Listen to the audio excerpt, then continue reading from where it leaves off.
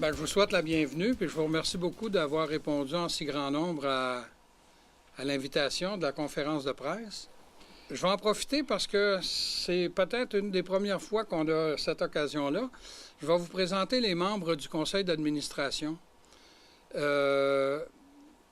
Actuellement, on est 6 sur 7. Il nous manque une personne. Et aujourd'hui, des empêchements font qu'on est 6 ici aujourd'hui. Alors, il manque également le président qui s'excuse de ne pas être ici parce que, voyez-vous, il travaille, lui. Donc, Patrick Hood, il ne peut pas être ici. Il travaille au Centre des archives. On a tout de même son vice-président, Nelson Fecteau. Alors, on a également, comme membre du conseil d'administration, Mme Jacinthe Patry. On a M. Michel Côté. On a Karine, Mme Karine Soares, notre directrice. Et moi, je suis le secrétaire trésorier, donc celui qui a la job la plus payante au conseil d'administration. Alors, merci beaucoup et on va faire ça vite. Donc, j'invite tout de suite notre vice-président à venir vous dire quelques mots. Alors, je voudrais d'abord vous souhaiter la plus cordiale des bienvenues et vous remercier d'être présent à notre conférence de presse. Alors, comme vous savez, TVCRA, ou si vous préférez, la télévision communautaire, comme les gens la désignent habituellement, est présente dans notre milieu depuis maintenant 45 ans. Alors, l'organisme est toujours aussi dynamique et sa présence s'est accrue au fil des années, particulièrement au cours des dernières années. Alors, quand on parle de la mission de la télévision communautaire ou de TVCRA, nous viennent à l'idée les mots éducation, formation, information et implication. Alors, la télévision communautaire, comme son nom le dit, est à la portée de tous. Elle est disponible, accessible et proche des gens.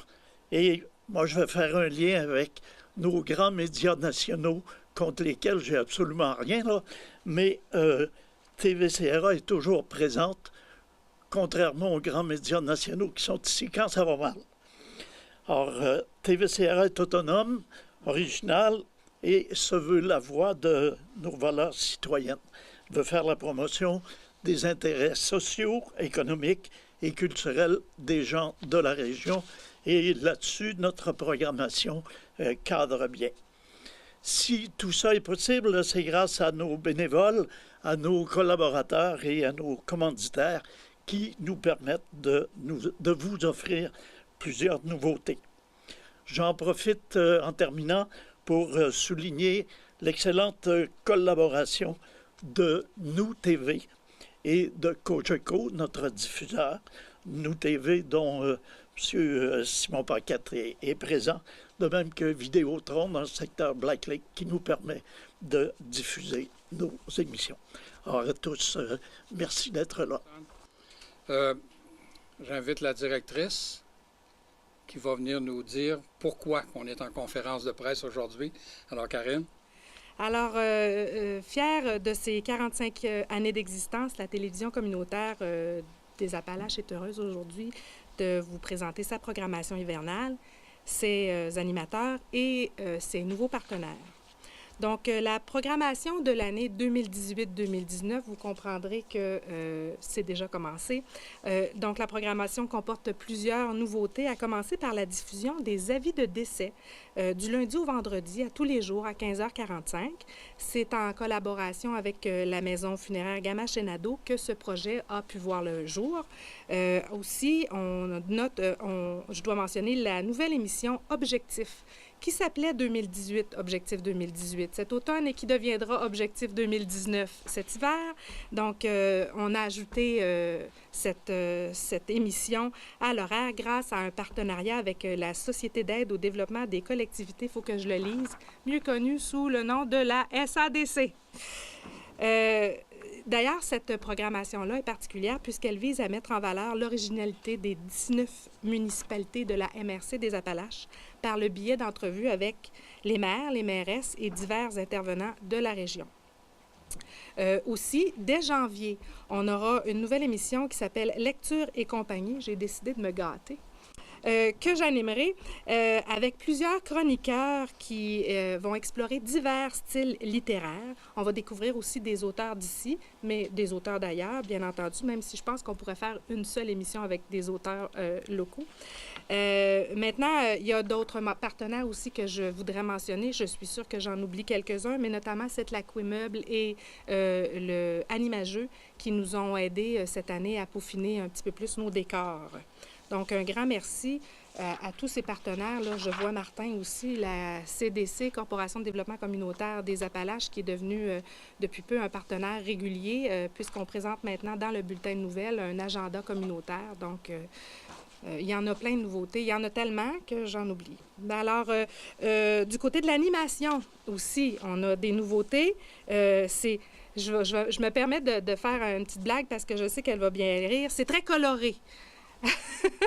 Alors, vous devinerez, on ne sait pas, Madame Thérèse Sheffield qui a repris la barre de l'émission Rencontre et il y a aussi Monsieur Jean-Philippe Turmel qui est l'animateur d'Objectif. Donc, c'est deux nouveaux animateurs qui ont commencé, qui ont débuté en septembre et à compter de janvier, Monsieur David Poulain reprendra la barre du bingo. Donc, c'est une affaire de famille, je pense, chez les Poulains, puisque à l'origine de la télé ou dans les premières années, c'était M. Réal, oncle, et maintenant, ce sera le neveu qui reprendra le bingo à compter de janvier.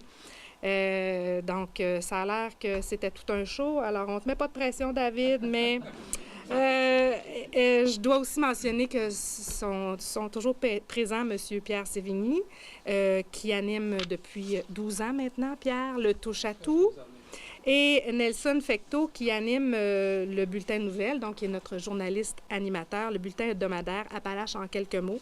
Finalement, cet hiver, je serai à la barre de Lecture et compagnie et on va un petit peu revamper l'émission Zoom Appalaches, donc vous devriez me voir un peu trop souvent même cet hiver. Donc, c'est avec fierté que l'équipe de la TVCRA entreprend l'année 2019. Je tiens d'ailleurs à remercier tous nos partenaires, dont Nous TV et Vidéotron, qui diffusent la totalité des émissions que nous produisons.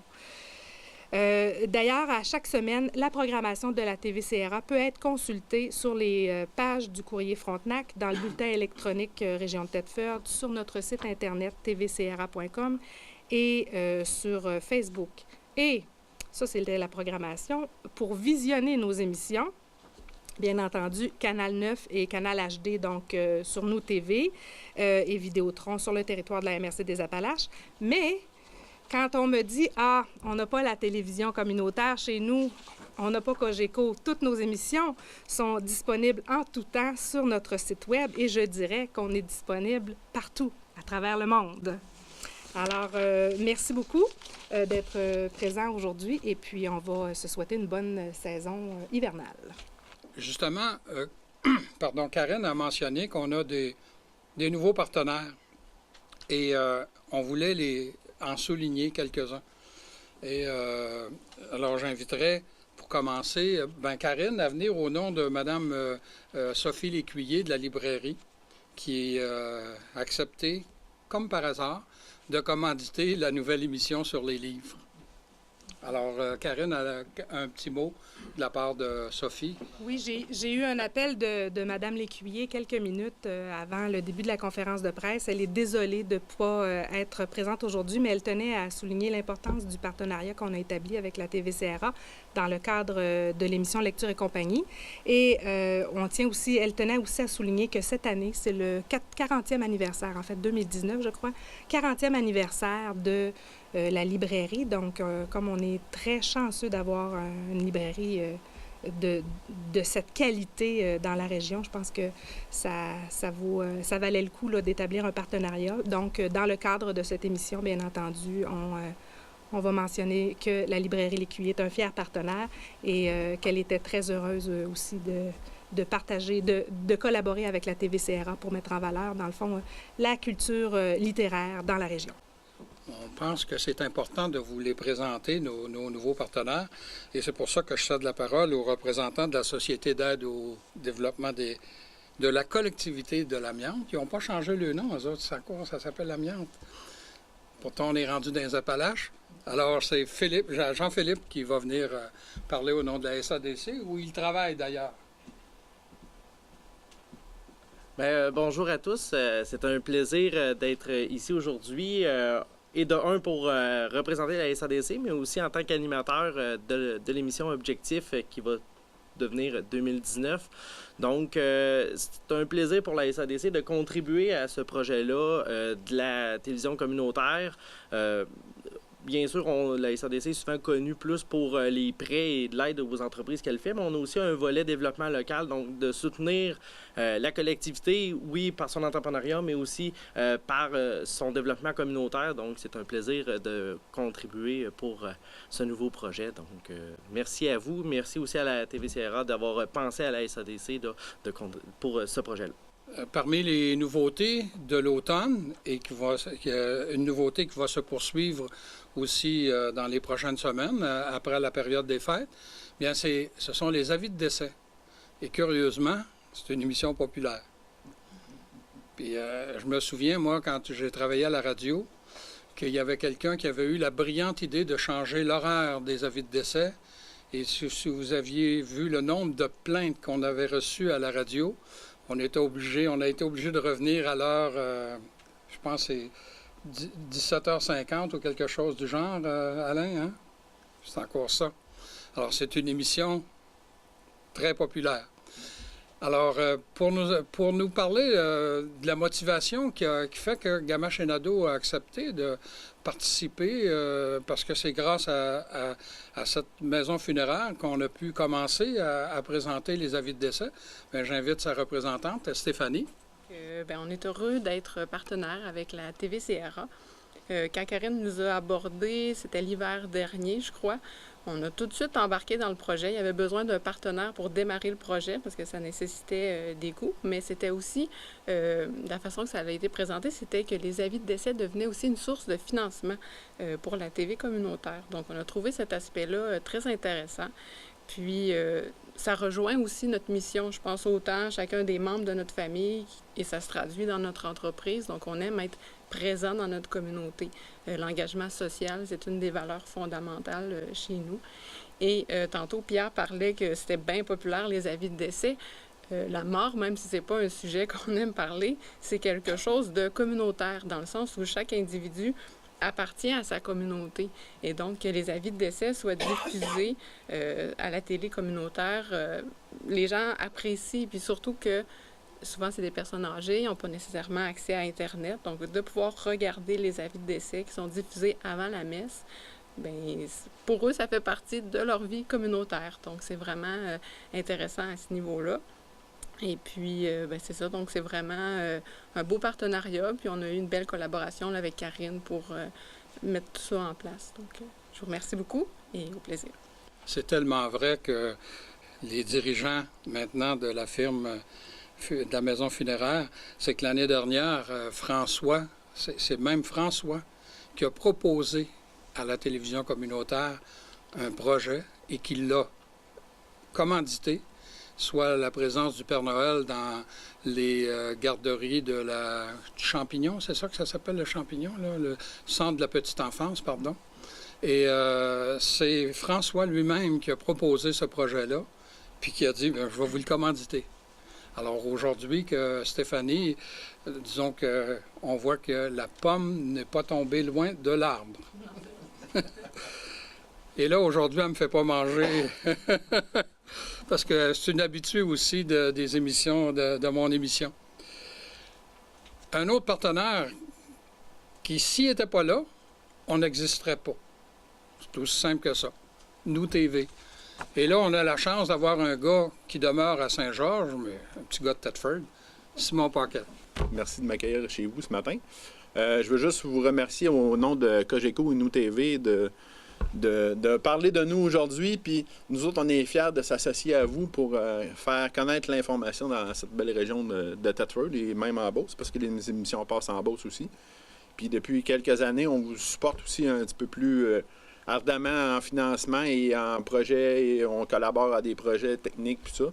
Fait qu'on va continuer à vous encourager là, au cours de la prochaine saison.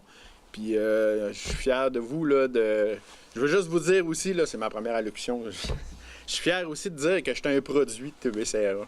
J'ai commencé à faire du bénévolat à TVCRA, puis aujourd'hui, ben, je travaille pour l'entreprise de câble, mais je suis fier d'être ici ce matin là, dans un studio où j'ai fait, même, je suis allé à l'école dans ce studio-là, fait que je connais la place, là, puis je retrouve plein de visages que je connais aussi ce matin, fait que c'est bien agréable d'être ici ce matin là, pour représenter l'entreprise. Fait que je vous remercie. Il y en a aussi d'autres partenaires qui sont très importants, puis ils sont ici aujourd'hui, qui sont représentés. Et j'invite le maire de la ville de Thetford, qui est quelqu'un... la ville de Thetford est une corporation très importante pour le centre communautaire et pour la télévision. Alors, M. Brousseau.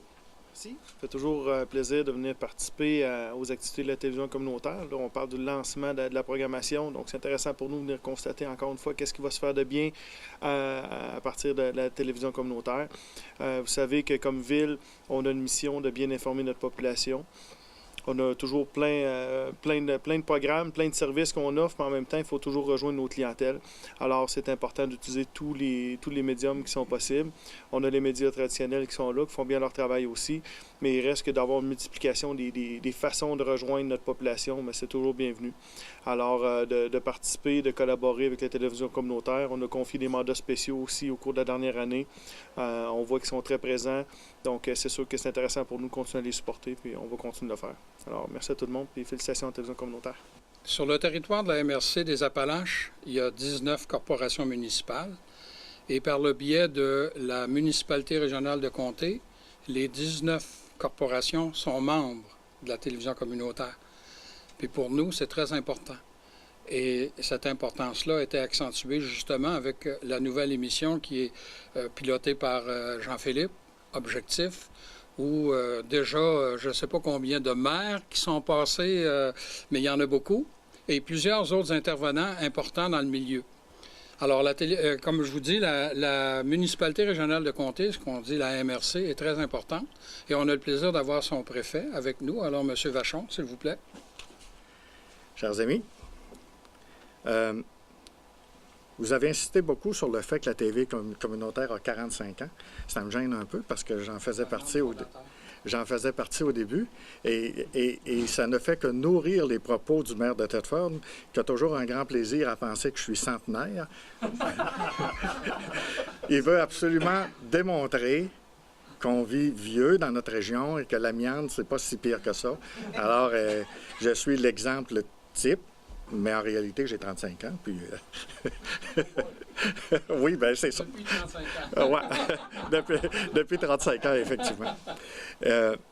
Bon, la télévision communautaire, lorsqu'elle a été fondée, elle répondait à un besoin qu'on n'avait pas dans la région. C'était celui des personnes... j'allais dire des personnes qui n'ont pas de voix nécessairement, des groupes communautaires, entre autres, qui n'avaient pas de voix pour être capables de s'exprimer. C'est venu d'une volonté populaire de donner un média aux gens qui avaient de la difficulté à être capables d'exprimer leurs idées via les grands médias de l'époque, qui étaient Radio-Canada, TVA, etc., qui étaient Télémétropole à l'époque. C'est comme ça que la télévision communautaire est apparue. Aujourd'hui, on a un peu l'inverse. Et c'est ce qui m'inquiète profondément. Parce qu'on a les réseaux sociaux. Et on pourrait dire qu'on n'a plus besoin de la TV communautaire. Parce que maintenant, tout le monde a accès, via les réseaux sociaux, à communiquer leur information. Mais c'est exactement l'inverse. On en a besoin plus que jamais. Et de la télévision communautaire et de nos médias. Parce qu'il s'agit maintenant, aujourd'hui, de savoir quelle est la vraie information. Parce que via les réseaux sociaux, on communique toutes sortes de choses. On peut communiquer la dernière recette de la grand-mère, mais on peut communiquer aussi des faussetés. On peut s'en servir pour véhiculer la haine. Et plus que jamais, on a besoin. La liberté de presse est un rempart dans nos démocraties. Et on en a besoin plus que jamais. Les réseaux sociaux ne sont pas une réponse. On ne peut pas dire n'importe quoi et accepter n'importe quoi. On a besoin de valider nos informations. Et ici, on a le meilleur instrument qui soit. Et en passant, j'ai visionné toutes les émissions Objectif J'ai vu votre entrevue, Monsieur le maire, j'ai vu votre entrevue, Madame la mairesse, j'ai pris des notes et, et c'est excellent. C'est comme ça qu'on va chercher les informations qu'on a besoin puis qu'on peut véhiculer. Ça fait que la TV communautaire a 45 ans, j'en souhaite encore un autre 45 ans.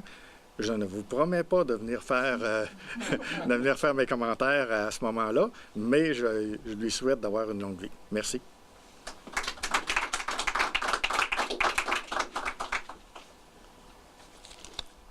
À l'automne dernier, lors des élections municipales, nous avions invité les candidats à la mairie de la majorité des municipalités en élection sur le territoire de la MRC.